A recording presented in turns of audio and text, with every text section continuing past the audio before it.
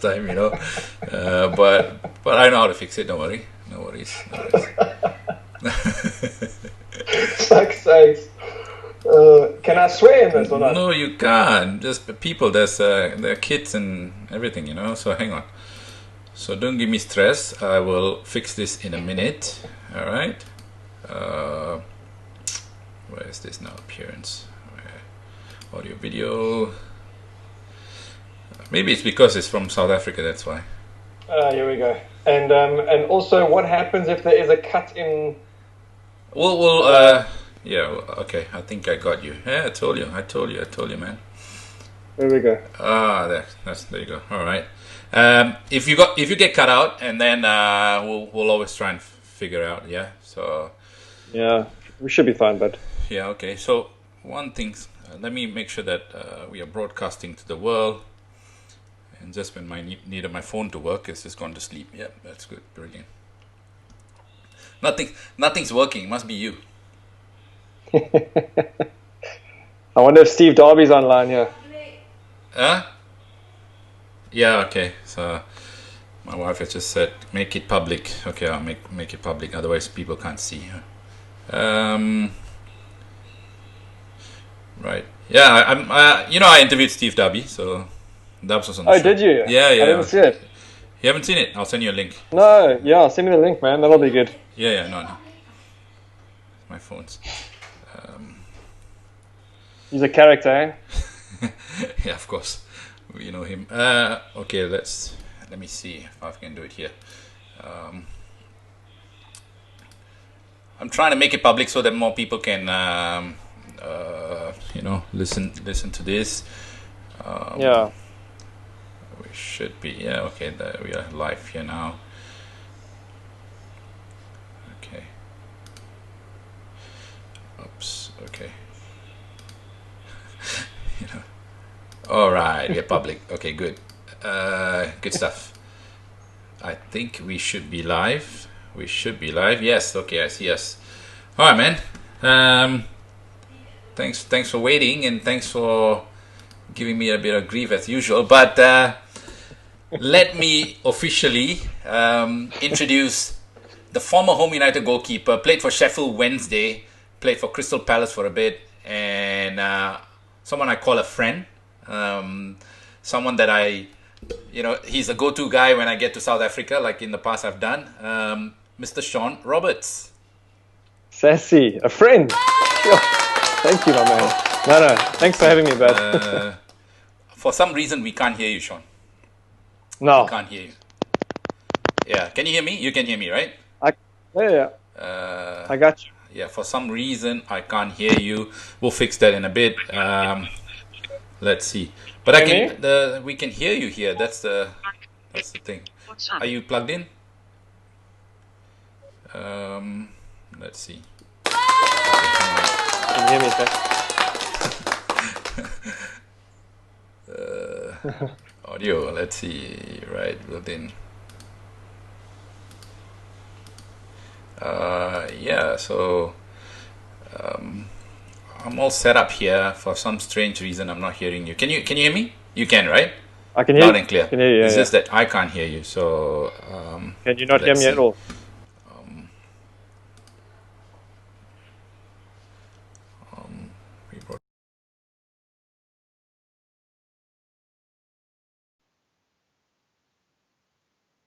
Are you there, Shaun? Can you hear me? I can hear you. Can you hear me? This is really picking up, but it's not coming out here. Let's see. Say that again. Can you hear me? Yeah, I can hear you. All right. We're cooking with fire now. All right. There we go. All right, let's go. So, again, ladies and gentlemen, if you are watching this for the third, fourth time, I'm going to introduce Shaun Roberts, my very good friend. That's it. Thank you, my friend. Nothing's changed, eh? Nothing's changed, of course. I know. I try as hard as possible to get this sort of... I'm actually, I must say, I'm all right with technology, but I don't know why. First of all, Fahmi Abdullah, our former teammate, he's watching the show as well. He said, "Hi, Sas, and hi, Shawnee," he says. Fahmi, what a boy, eh? Jeez. So it's been a while. So if you guys are watching, drop us a text, a message. And if you want to ask Sean something, make sure that you leave us a message. Try and get as many people as possible and on the show. Sean, I want to start with first of all congratulating you. You're going to be a father soon. I am, Sassy. Lucky girl, hey? You're a kid yourself, but it's good to see that you are, going to be a father. When is the baby coming?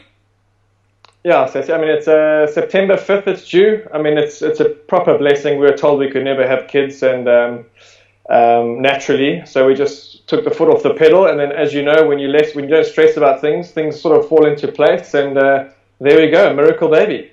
Well done. Yeah. There's good things always happen to good people, right?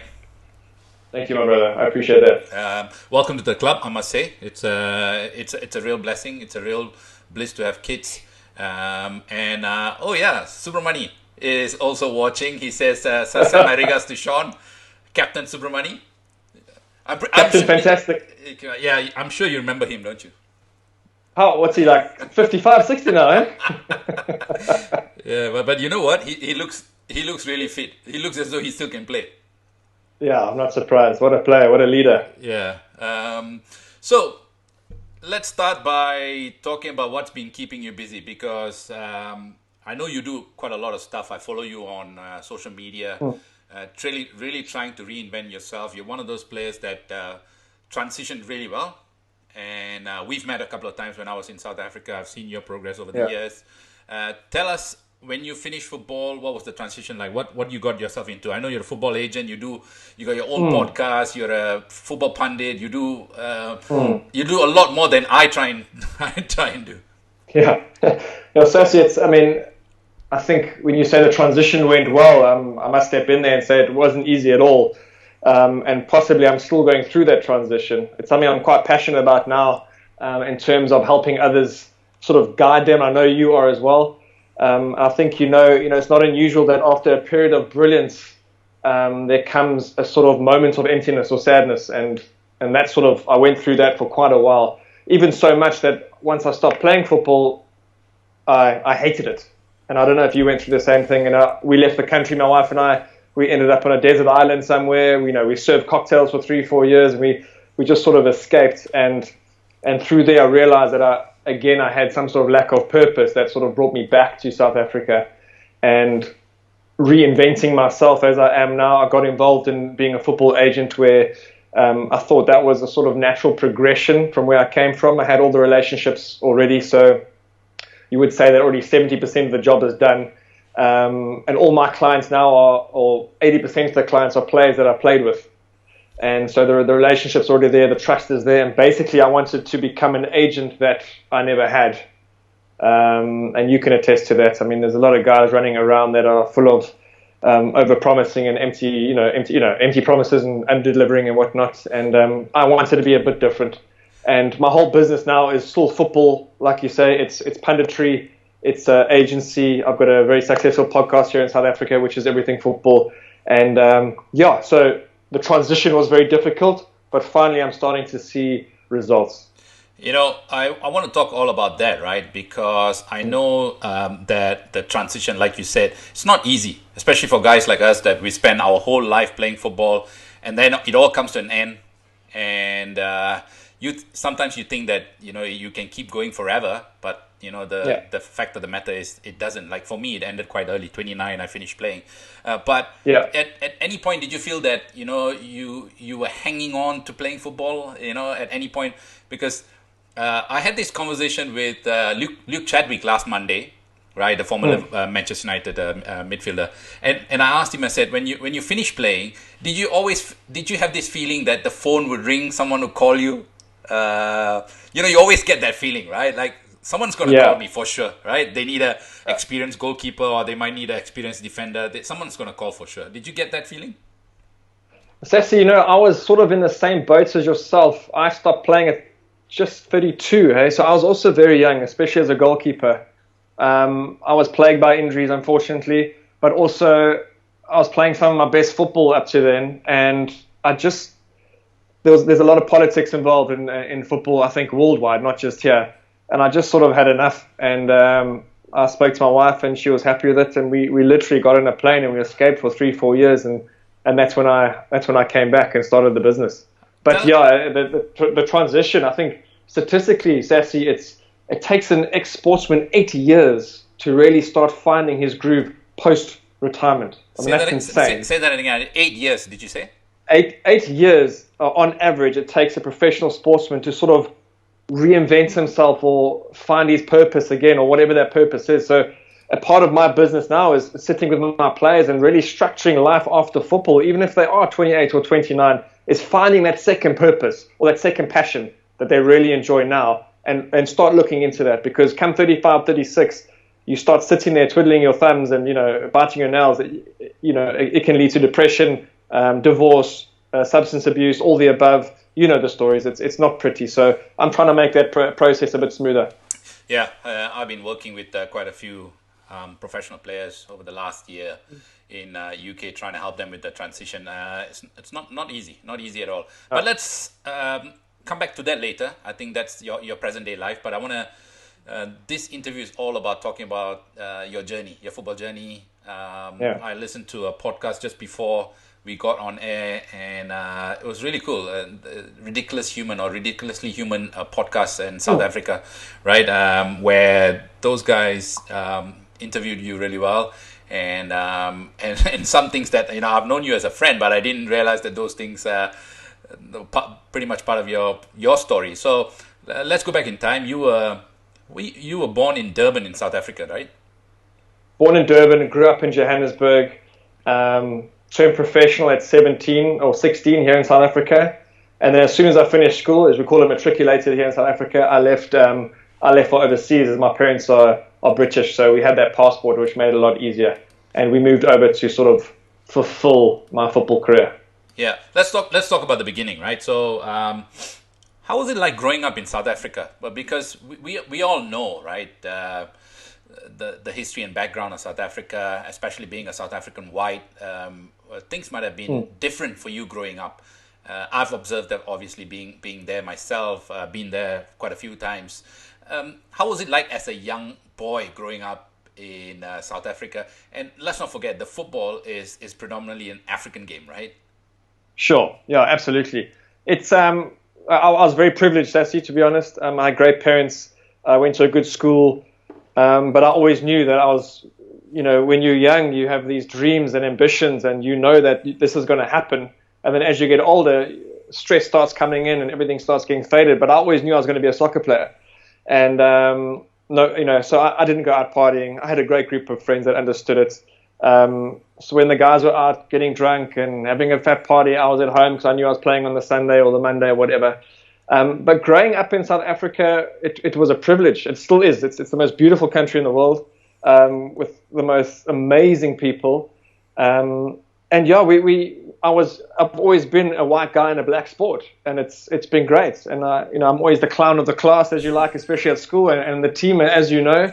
And that hasn't changed. That hasn't changed since I was younger. So I've always adapted culturally as well, very easily.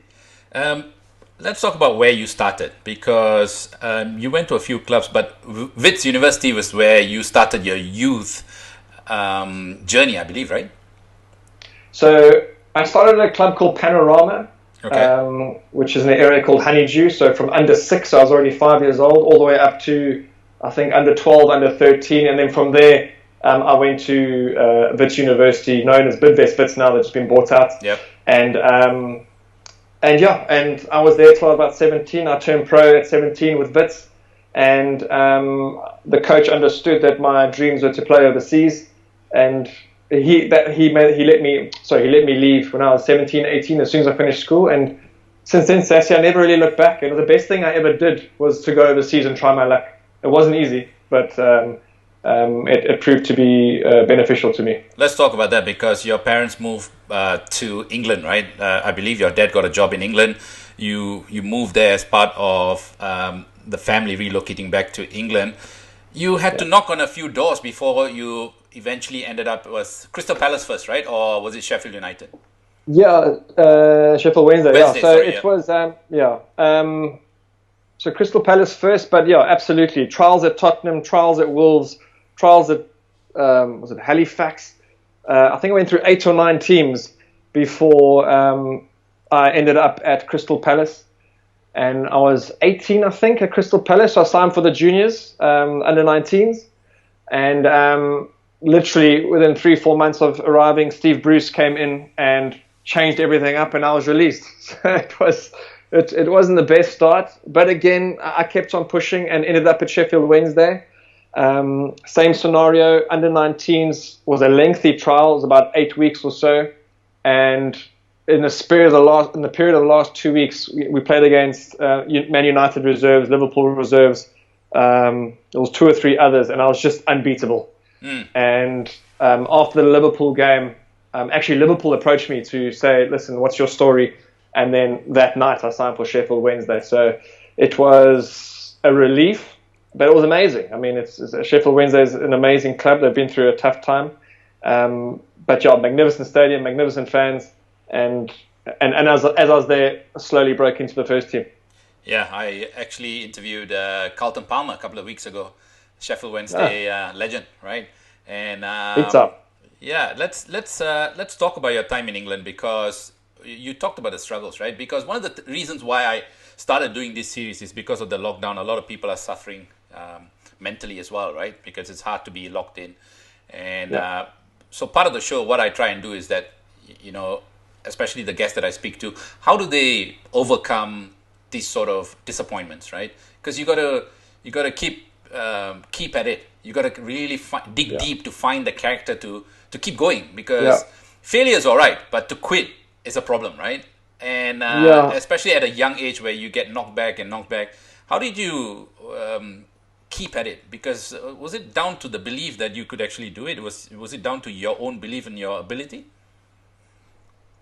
Sassy, I was back then not a great goalkeeper, but I had an unbelievable work ethic, and for some reason back then I just knew that something was happening, and there's just no ways that I've spent the last 16, 17 years of my life to get to this point and just give up. And I got that. I mean, it's hard for, I mean, you walk into, as a foreign player, you walk into a foreign change room, and you know that 99.9% of the other players do not want you there. But within 2-3 days, they start warming up to you and whatnot. And when that happens over a period of a year or 18 months or whatever it is, it's something that you can't explain. I just knew that it was going to happen, and yes, it's been a dream my whole life. There was nothing else that mattered but football, and I just didn't stop, Sassy. I didn't. Failure was not an option for me, to be honest. It's amazing when you go on trial and the players don't want you to be there. I want to share a quick story when the time when Manny and we were in Holland, right? And we were at the club called FC Zwolle. Now they're called PEC Zwolle. First day we go into training, lunch, we pick up our food and start just sitting on a table. Then the Dutch players who were there, obviously the senior players, said, "You can't sit here." We're like, look at each other. Why can't we sit here? No, this is not for you. You got to go and sit with the African boys. Wow. Coming from seriously, that's insane. Yeah, it's insane. Coming from Singapore, we had a massive culture shock. Manny and I looked at each other, and we were obviously talking Tamil, and like, what's happening here? So we were not obviously exposed to such things, and I can understand, I can relate with you, resonate with you that you're in the dressing room, people don't want you there, and you got to do everything to make sure that you mentally you're prepared and stuff like that. But you made the breakthrough. You made the breakthrough in Sheffield Wednesday. How would you describe your time at Sheffield Wednesday? Who's your manager at that time? There was so Peter Shreves was there. He left, and then Terry Yorath took over. All right. And Willie Donachie was the first team coach. It was great, Sassy. We had a great. So the majority of the time was with the under-19 squad, and then slowly broke into the first team. But it was just. It was an eye-opener, first of all. It was, you eat, live, breathe, sleep, football. That's it. I was still staying in digs at the time, so I was sharing with another player. It was unforgettable, and unfortunately, injuries played their role again, and I had to leave after 18 months, but it was unforgettable, Sassy, to be honest. Did you get any first-team appearance while you were there? Yeah, I did. How many times did you play?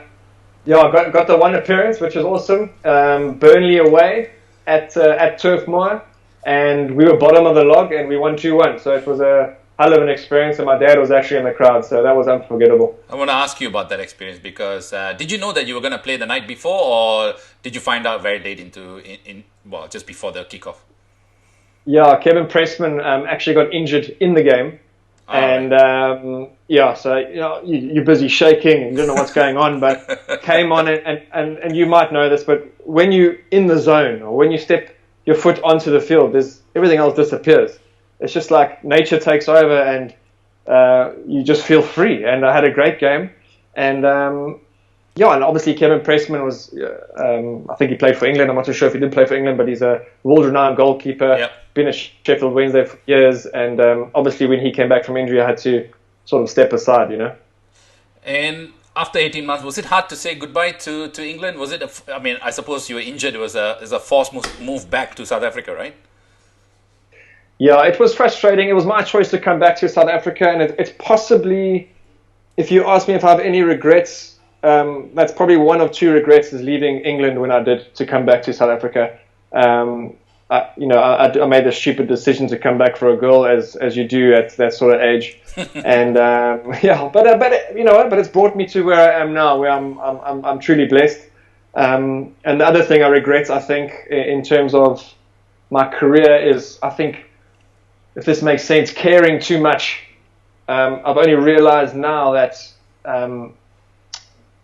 mistakes do happen, and perfection is not even a word. You can't be perfect every single day. So I'm carrying that now into my daily routine and my daily life, and it's been a profound awareness or awakening for me that it's the minute I let go of that perception of being perfect every day, it's all the stress is sort of just slowly starting to release. Again, this is so timely because I got to share this with you. 2 weeks ago, I interviewed someone on my radio show, right? Yeah.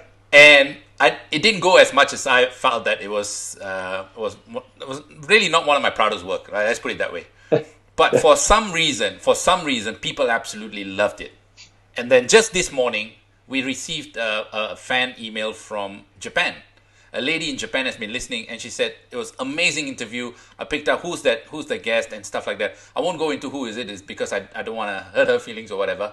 But what you feel that it's not good enough could be great for someone else. Like you 100%. Say, you beat yourself up for nothing when you know that you have actually done really, really well. 100%. So again, these are, I suppose, as footballers, as former footballers, you try and reflect back and say that's pretty much us every week, right? Even if you have a good game, you start thinking. Absolutely, Sassy. And in a way, it can work to our advantage. When I say our advantage, I'm ex-professional sportsman moving or transitioning, because you've got these ethics that you've grown up with as being a pro sportsman. You're diligent, you're culturally adaptive, you want to be perfect, you're disciplined under every umbrella. So if you can take that aspect of it and not sort of relive it moving into your new career, it can work wonders. But it's only now at 36, 37 that I've realized that it's okay to make a mistake. Like, it's life. Yeah. And the mistakes I make, people not even noticing. So it's all good. We move on. Absolutely. So you had a chance to come to Asia. I know Steve Darby brought you there, and that's how we met. That was in 2004, right? 2004, yeah. Yeah, that was probably my last year as Thank a professional player. Yeah, exactly. I couldn't wait. But how did that come about? Because I think your path crossed with Steve Darby at Sheffield Wednesday, right? Yeah, that's correct. So Steve was the under-17 coach at Wednesday, and I was more part of the under-19s and first team. And always had a great relationship with Steve Darby. He's a character, as you know, and he's a hell of a good coach, and he's a hell of a good man manager in terms of his coaching abilities. So he gave me a call, I think it was towards the end of 2003 or very beginning of 2004, asking how my injury was. And I said, I'm fine. He said, would you like to come to Singapore? I said, book me that ticket. I'm there. I've always, and I think that was, I might have done things the wrong way around in my career. I've always said that, I didn't want to travel to move around. I want to travel to be moved. I wanted to always have experiences, So, and I did that more beginning of my career, where maybe I should have done it at the end of the career. Where a lot of footballers do. They sort of do these Asian moves or African moves or whatever towards the end of the career. But came to Singapore, was welcomed. It was great. A little bit of a culture shock, but I adapted pretty well. And we had a great team and great boys with a winning mentality. It was amazing. It was phenomenal. We had a great stadium, as you know. We had good management. We got paid on time, so it was good. Which is rare. It was good. It's always good to be paid on time. I want to take the opportunity now to shout out to a few people. They are watching. Paul Goodwin, he's saying hi, and Des Cockhill. He say good to see and hear from Sean Roberts again. Do you remember Des Cockhill?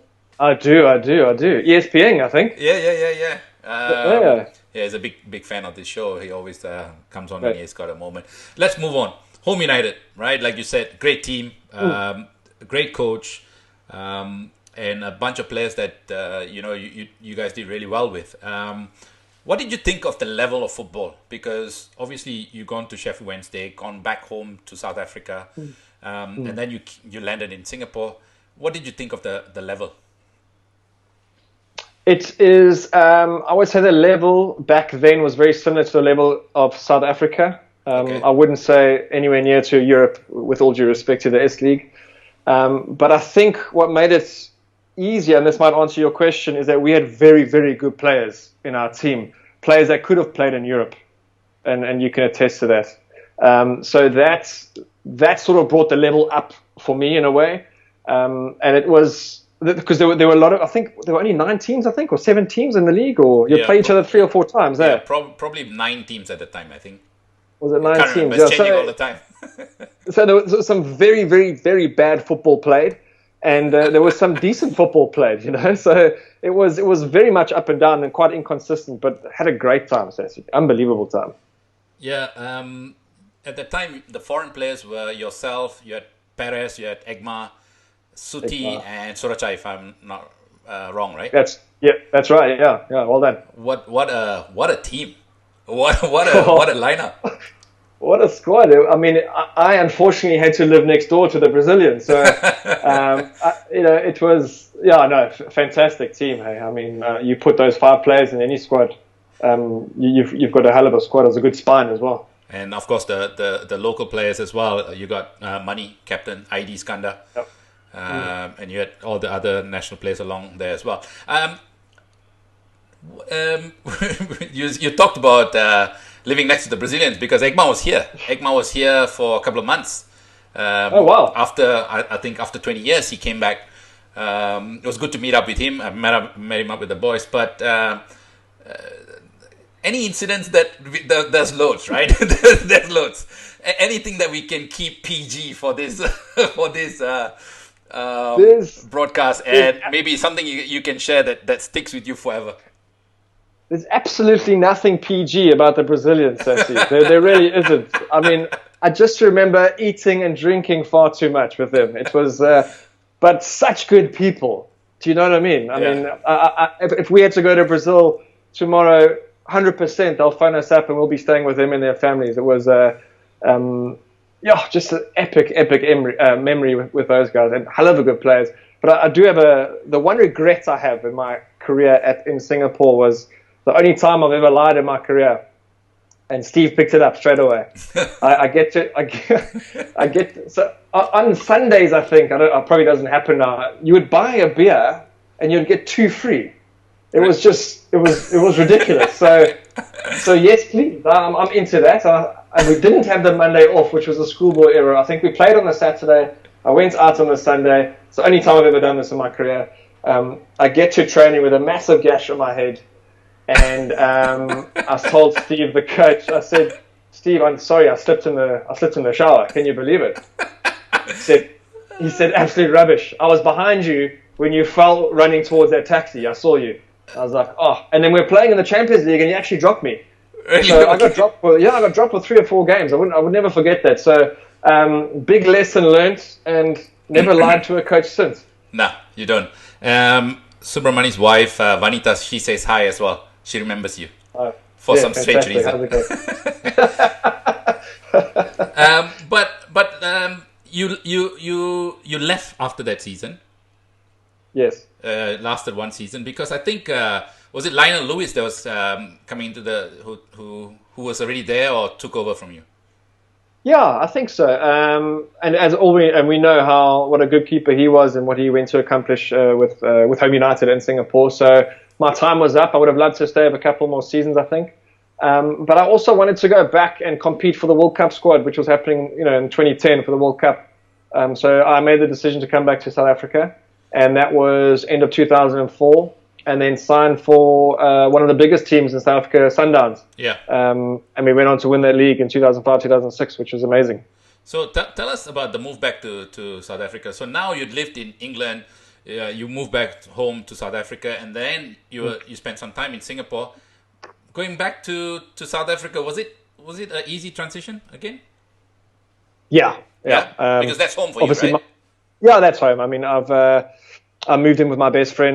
He was also named Sean. He was also my best man at my wedding. I met him in South Africa. Yeah, Sean Bishop, yes, right? You've met him. Yes, you've met him. So you can understand the chaos that went to that house as well. So, but we won't get into that. That was an easy transition, Sassy. No family. All the family were overseas by then. So, and it's interesting that I'm the only South African in my entire family. So everyone else is British. I'm the only one who was born in South Africa. And I went on trial at Sundowns and signed, and it was great. We won the league that season, and then I went back to Wits after that, and then the transition was very a lot easier than, put it that way, going to England or to Singapore. Did you eventually make the squad for the South Africa World Cup? Were you even called up? So. Not leading up to it, I got to a point where when I signed for Ajax Cape Town, there was a couple of camps happening, which I thought I was going to be called up. And then this was towards the end it's way before the World Cup, towards the end of 2008. So things were really going well. I signed as first choice, playing regularly. And then my repeat injury came back, which I had in England. And that's where the big struggle started, and it eventually took me 2 years to come right. So I missed the World Cup. I actually left South Africa during the World Cup, and I went to go spend some time with the family in England. So that was the biggest challenge for me, I think, in my career. When we look at the South African League, right? I mean, I've actually watched a few games, and when I was still a football agent, I had a player that I was managing out of there as well. But it's rated, I think it's the 9th richest league in the world, if I'm not 7th or 9th richest league in the world. Yeah, I thought it was the 7th, Sassy, but you could be right. Yeah. I think they measure that in terms of the broadcasting rights. I guess. That's right. Yeah. Yeah. So it's a mass. It's football anyway is like a religion, and there's no difference here in South Africa. It's absolutely huge. I'm not too sure what's going to happen now after this COVID story and whatnot, and I hope everything sort of stays on the right path, because it's a hell of a league with a big following. There's only 3 or 4 teams really that fill the stadiums, which is quite sad. But and there's also a massive discrepancy in terms of what players earn here. Yeah. Which is also which they've also trying to change up over the years, but nothing's really changed in terms of that. But it's a great league with a lot of opportunity at the moment. I still remember I've got the Kaiser Chiefs shirt still at home, I think. Yeah. Yeah, I bought it when I was there. They've got a cracking jersey as well. The logo is quite cool. The new kit's epic. Yeah? I'll send you one. Yeah. Oh, nice one. You played with a couple of world-class goalkeepers. Sander Westerveld, the former Liverpool goalkeeper. He's a good friend, and you played with him, right? Yeah, he was at Ajax. He came to Ajax. Probably one of the nicest people I've ever met in football. Probably too nice, I guess. But he comes with a hell of a pedigree. And it was quite funny as well, because football can be a bit unfair at times, and I think this was where it was quite unfair. So post my injury, I came back in, I think, 2011, playing really well again, and then finally got a call up with Bafana with the national team. Came back from Niger, and I just signed Sander Westerveld from wherever he was before, somewhere in Spain. Yeah. And they started him. I've just come back from the national team camp, and I'm put on the bench. I mean, it's just ridiculous. Only in South Africa, man. And he also thought, geez, what do you do? I mean, you can't say no. He also felt it was unfair, but you build a bridge and you move on, Hey. But a great guy. Sander Westerveld, Sean Roberts, I think the choice is clear, right? Come on, man. Sean Roberts all the way. No, I'm kidding. If you played with the national team, you deserve your chance. Yeah. How would you, because you then went to play for Chippa United, right, before you retired? Excuse me. Yeah, so had a monumental fallout with the coach at Ajax. I've always been helping younger players off the field, and I was very involved in terms of helping players with their finances throughout their career. And this coach didn't take a liking to that. Yeah. And even though I'd been given the go-ahead from the senior management at the club, and we had a proper fight, and he kicked me out, and I moved to Chippa United, who were in the first division then. And it was, you know what, Sassy, and I already, at that moment, and here's a lesson for everyone listening, at that moment I already decided that I'm going to stop playing. So I went, the last year of my contract, I went for the last 6 months to Chippa.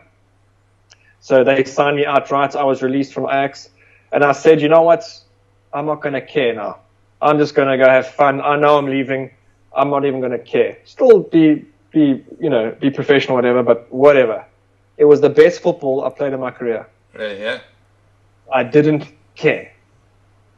It was. We won the league with Chippa. They got promoted to the PSL, the Professional Soccer League, and I just didn't care. I didn't care of any outcome. I didn't care of letting in goals, and it was the best football I played in my entire career. It was bizarre. So, how old were you when you retired from the game? I think I was 32, eh? 32, which is very, very young as a goalkeeper. Yeah, or 31. That's what I was thinking. Were you ready to retire?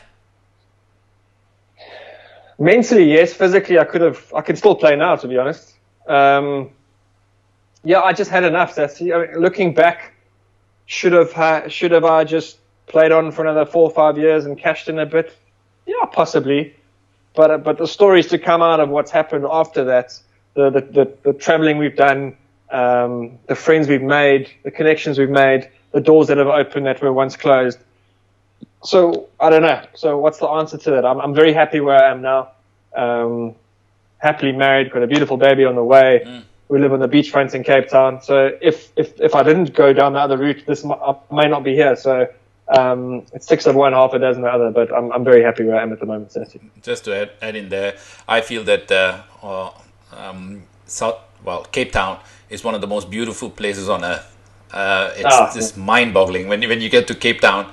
It's just I can't wait to get back there. But let's talk about post-football. I think did you? I know you don't want to get into coaching because that's definitely not your life, right? Same here. Never thought of myself as a coach.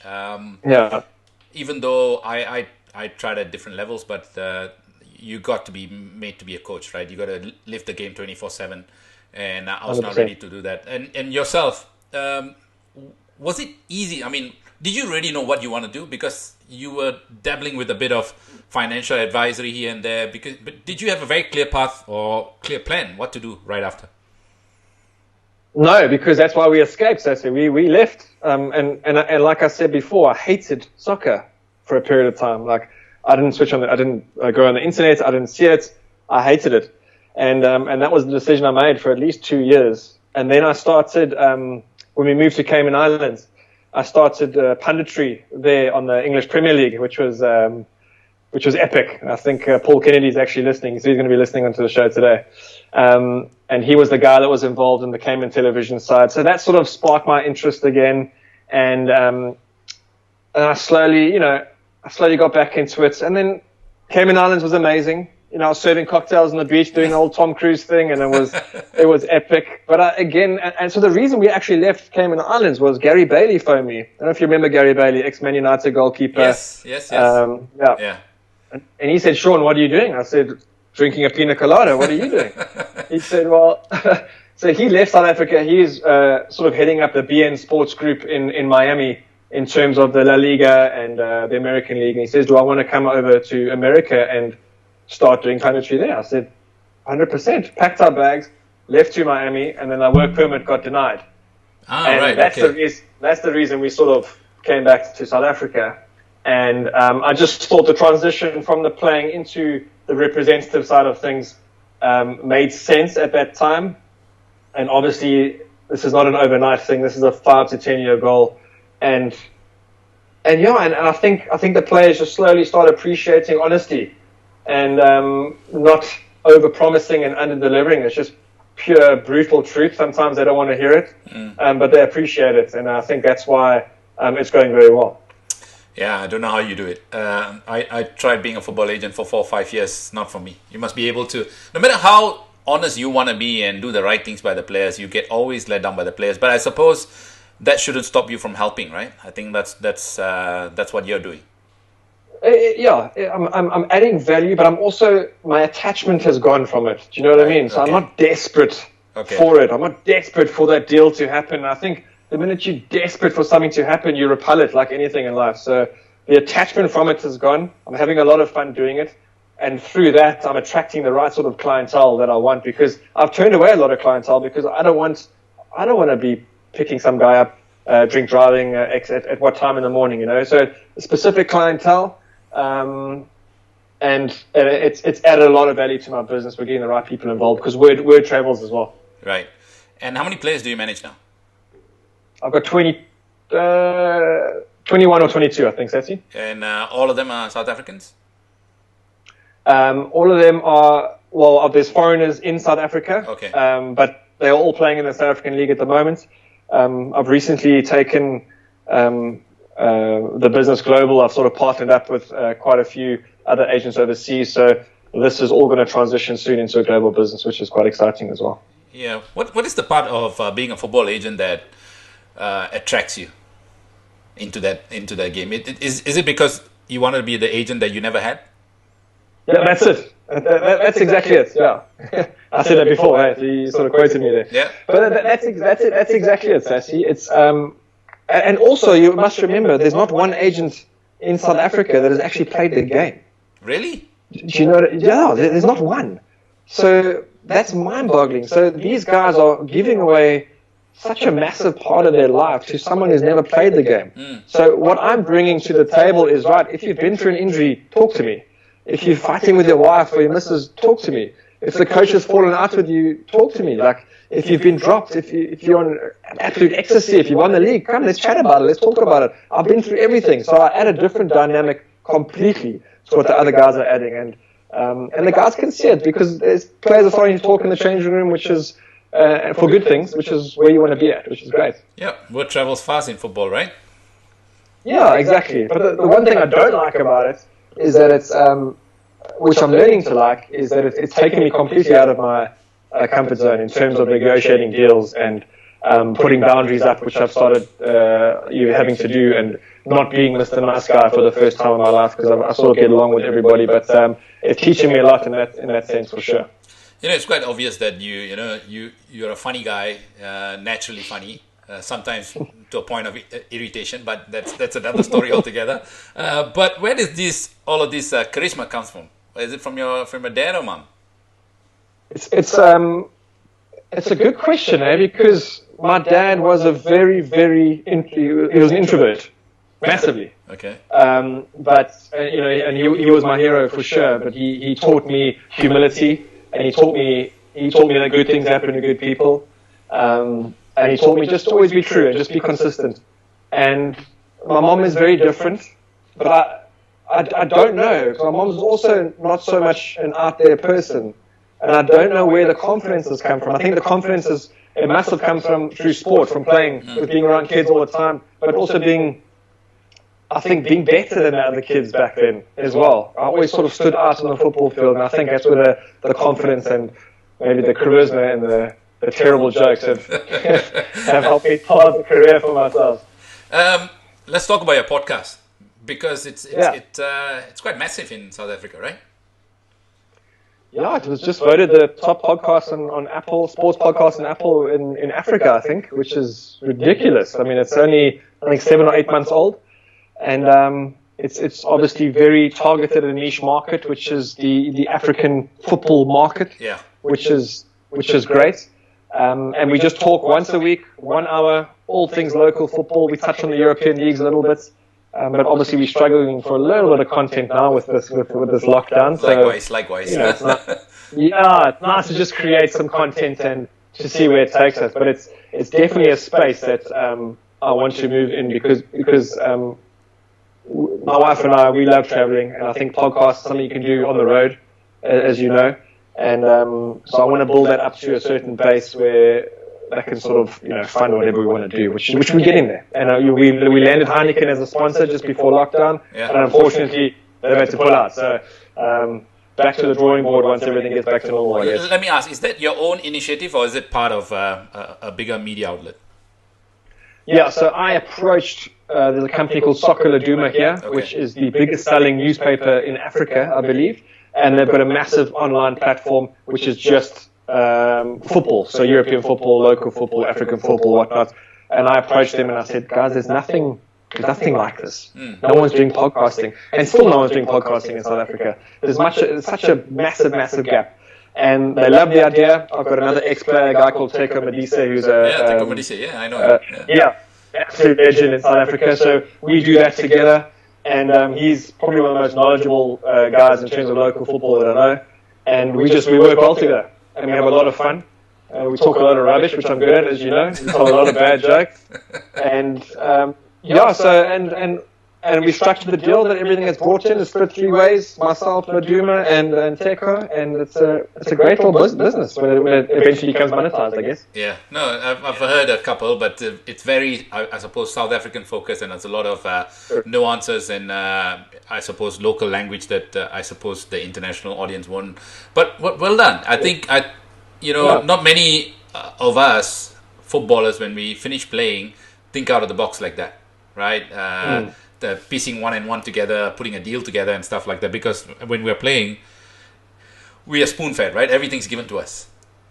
Yeah, 100%. But also, what I tell a lot of players now is, Gary Bailey said a very interesting thing. The old CEO of Wits, when Gary played for Wits back years and years ago, he would disappear from training quickly, and the CEO always asked him, Gary, what are you doing? He says, no, I'm going for speech lessons. He says, what are you talking about? He says, because one day I'm going to be on TV. I know it. And look what happened. He's made a massive career out of that. So, and that's what I'm trying to... There's not many footballers, especially in South Africa, that can speak on television, that can speak on the radio. So there's massive opportunities for guys if they're prepared to do the work. Do you know what I mean? Yeah. And there's a good saying, especially with local footballers, that they're too busy doing nothing. And it's they just it might be footballers around the world. I think general, it's just not exclusive to South Africans. I think that's footballers around the world. It's amazing because through the mentorship program that I do, I speak to a lot of them. I've spoken to maybe 300-400 footballers in the past year or something. But every time you talk about investing in themselves, they're like, no, I won't spend the money. But they're okay to spend $900 on a Louis Vuitton sneakers or a bag, but they will not do anything to improve themselves. Do you see that happening a lot in South Africa? Oh, massive. I mean, throughout my career, I've always 10% of what I earned was into reinvesting in myself. So whatever that would be, that month or that year, or whether it's studying or whatever. But a good example, Sassy, we got to the point, my father-in-law and I, where we looked after a good number of players' money, finances in this country. It was a great little business. And up until about 6-7 months ago, 100% lapse rates, which means every single player refused to save money. Really? So yeah, it's and we've been talking to the league for years. The only way players are going to save money in South Africa is if it's done at the top, like they do in the European leagues, where you don't see 30% of your money gets put into a retirement fund. That doesn't happen here. So that's why you get these horrible statistics. I think it's 80% of players are, like I said, homeless, on drugs, jobless, divorced, all the above, within 2 years after retiring. It's frightening. And players are earning good money here, but just... What's the average wage for a player in South Africa? It differs. Sassy, it differs. You get players here that would earn $400,000 a year. US? And then US, and you get players that will earn... $40,000 a year. There's such a discrepancy. It's crazy, Okay. So the top players are earning maybe 400 to half a million a year, which is, by their standards, are really high. Which is good, and there's only really a handful that are earning that. So let's go back maybe 250 to 300 on average. Okay. Yeah, sorry. And where do you see South African football heading? That's a good question, Sassy. I honestly don't. I hope it improves. It's getting, the standard's progressively getting better. There's slowly becoming more money, but there's only a lot of money in this league because of there's one wealthy owner, a guy called Patrice Motsepe, who owns Sundowns, the club that I joined, and he's a billionaire, and he sort of dictates the transfers and whatnot and what happens in the league and all that sort of jazz. I hope there's more money invested in the leagues, because in the teams, because if you go to the lower part of the the table, those are the clubs that are getting 300-400 fans to a game, but play decent football. They just need that sort of cash injection, So there's a lot of opportunity in African football in general, and especially in South Africa, because we've got all the stadiums from the 2010 World Cup that are just sitting empty most of the time. We've got training facilities. We just need that bit of injection, and I hope that it's going to fly. I really do. But I can't tell you, Sassy. Do you see yourself being in South Africa for a long time? I think in terms of our child's education, no. But that's only 5 to 10 years down the line. I think there's a lot of opportunity here in the next 5 years for myself and my business. And I really want to grow whatever I'm doing online. There's no reason I can't still be an agent living in Spain or wherever it is, and just come in for a month a year or whatnot. So I think the ultimate goal is to move abroad. I can't give you a timeline on that, but at the moment, I'm looking at the beautiful ocean, speaking to you. Half an hour from my house are beautiful wine farms, some of the best beaches in the world, some of the best restaurants in the world. So I'm pretty chuffed at the moment, Sassy, to be honest. Excellent. Let's talk about how you are improving yourself, because I think as footballers, we miss a good part of our lives playing football. And of course, we don't have the same sort of training for many of us, because when you get into the working world, which you're doing now, so you probably have you got to play catch up, right? You got to Big time. Yeah. So what do you do on a regular basis to improve yourself? Yeah, I'm an avid. I'm at gym every day. Well, not so much now because it's a lockdown, but I'm up at 5 o'clock every morning, without a doubt. I do my 30-minute meditation every morning, without a doubt, which has been absolute a game changer.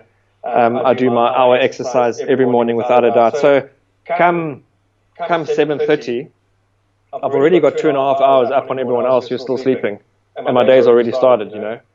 I'm very conscious of what I put in my body these days in terms of food and alcohol. I stopped drinking on the 1st of Jan, which has completely changed everything. Everything's clear.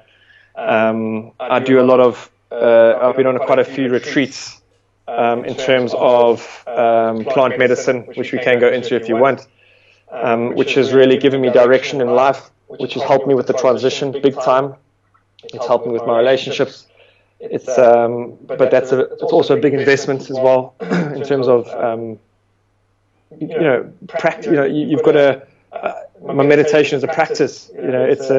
My training's a practice. Everything's a practice. I'm learning a lot about myself, especially during this lockdown. You find yourself deep in thought of just, you find that dark place, and you got to come out of it, And I do a lot of work on myself, Sassy, which I never. Like I said before, I wish I knew back then what I know now. I would have played in the Premier League. Yeah, I think most of us. Without a doubt. Yeah. Without a doubt. So, and also the urgency of slowing down in life, which I'm trying to master, which will be a lifetime work, I guess. There's no need to rush. Time's an illusion. Just relax. No, excellent. You look back at your career. How do you sum up your football career? That's a good question, Sassy. Privileged. There's a lot of luck involved, I think. I could have accomplished a lot more, without a doubt. But I don't regret much. I've made friends for life, as you know. That's what you do in football. I've made networks for life, which I'm using now through football. Football has molded me into the person I am today. So the charismatic, the funny, the confident, the loving husband, the good friend, it's all because of football, and obviously my parents. And I'm very, very grateful. So I've stopped trying to be the victim, I think, of post-retirement. A lot of players become victims and like, oh, but I've really turned into a sense of gratitude of that. I was able to play professional football for 16 years of my life. I was able to travel the world where someone else paid me to do it, to the other ends of the country, to meet people like yourself. And yeah, I'm just in awe of what hard work and dedication can get you. And I'm now taking that and putting that into my life going forward. Any regrets in football? Like I said, the biggest regret is caring too much of potential outcomes. I think we stress the stuff. 75% of the stuff we stress about never ever happens. You know what I mean? That's the truth. So I wish I had the same attitude I had in the last 6 months of my contract that I told you about, where I didn't care. I wish I had that attitude throughout my career. You care, you look after yourself, you're professional, but I cared too much of the outcome. I cared too much of what people thought of me. I cared too much of losing, and fear sometimes got the better of me. Where now, that is my only regret, to be honest. Maybe I could have played a bit longer, for sure. But again, it's brought me to where I am today, talking to you. And I've got a very successful business now, which is great. And for the first time in a long time, Sassy, because I don't know, like even when I was playing, I was never really fulfilled, funny enough. And I'm starting to find that fulfillment in what I'm doing now. 10 years from now, what will the ideal life be like for you? 10 years from now, I will still be married. Good start. That's a good start, yeah. Healthy child, maybe 2. Let's see. I see myself living abroad. I see myself having a couple of online businesses, one being the podcast. Still very actively involved in the agency, and living a very, very content, purposeful life. And I will not stop traveling, ever. I think traveling is, and traveling with my wife, I think. And I think she's had a massive part to play in my career. I think it's a lot easier when you marry your best friend and you just never stop having fun. It's even when we're traveling together, if I made a mistake, or which was very often, we would look at each other, and no matter who made the mistake, we'd say 1, 2, 3, I'm sorry, and we move on, because the minute you're traveling together and you're fighting, it's a nightmare. But I think 5 to 10 years is just be having fun, Sassy. That's what we're here to do, man. Just have fun. I suppose that brings us to the end of our conversation. Anything that we need to know about Sean Roberts that, okay, first of all, how can people connect with you? Because there are quite a few people that watching from Singapore, they know you from your time. How can someone get in touch with you? So I've got a website, www.seanroberts.co.za. You can get through me on that. Or Sean at seanroberts.co.za would be the email. At seanroberts01 along all the Insta, Twitter, and all those handles. Okay. And I'm not going to give my phone number anyway. So I know you've got it. I got your phone number. So if anybody gets to South Africa, they can hit you up and you can take them around? 100%. Cape Town, not Johannesburg, Cape Town. It would be an honor. It's a beautiful place, man. I can't wait to bring my boys out there. Please. And hopefully we'll be in Singapore soon as well. Yeah, please do. All right, man. Thank you so much for your time. I really appreciate talking to you. This interview is a long time coming. Finally, we managed to book in some time to do this. Really appreciate it. All the best with the baby. Thank you. Thanks. Here's a suggestion. Maybe you can name him Sassy.